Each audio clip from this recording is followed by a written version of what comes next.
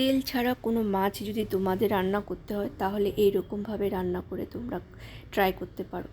এটা দুই রকমভাবে করা যায়, তেল দিয়েও করা যায়, তেল ছাড়াও করা যায়। তো চলো দেখো আজকে আমি কিভাবে বানিয়েছি। একটা পেস্ট রেডি করেছি, ধনেপাতা, টমেটো, আদা, রসুন, লঙ্কা, পেঁয়াজ সব কিছু দিয়ে একটা পেস্ট রেডি করেছি। তারপর লেটুস পাতাগুলো ভালোভাবে ধুয়ে আমি একটা প্যানের উপর দিয়ে দিয়েছি। তার উপরে আমি মাছগুলো দিয়ে ওই পেস্টটা দিয়ে ভালোভাবে মাছের গায়ে আমি ভালোভাবে লাগিয়ে অল্প লবণ দিয়ে দিয়েছি। আর কি কি দিতে হবে আমি বলে দিচ্ছি। পেঁয়াজ দিয়েছি, টমেটো স্লাইস করে দিয়েছি, লেবুটাও স্লাইস করে দিয়েছি, আর কাঁচা লঙ্কা কুচি কুচি করে দিয়েছি, আর পেঁয়াজগুলি অল্প সেটাও কুচি কুচি করে উপর দিয়ে দিয়েছি। সুন্দরভাবে উপরে সাজিয়ে আমি লেটুস পাতা দিয়ে ঢেকে দিয়েছি।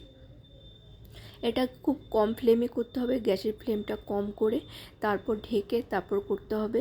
আস্তে আস্তে মাছটা বয়েল হবে আর জুসি হবে, পুরো মশলাগুলো মাছের ভিতরে ঢুকবে, খেতে একদম অসাধারণ একটা টেস্ট। তেল ছাড়া রান্না সবসময় আমাদের ভালো লাগে না বা কখনো বুঝে পাই না যে আমরা কিভাবে রান্না করব অয়েল ফ্রি কোনো কিছু আইটেম।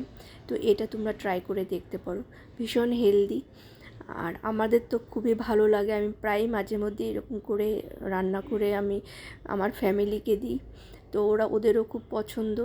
আর তোমরাও ট্রাই করে দেখতে পারো, ভালো লাগবে। এখানে আমি একটু জল দিয়ে দিয়েছি আর লাস্টে একটু আমি 2 চামচ তেল গরম করে ঢেলে দিয়েছি, যাতে তুমি তেল দিয়েও খেতে পারবে, তেল ছাড়াও খেতে পারবে। তেলটা অপশনাল, সেটা তোমরা না দিলেও চলে।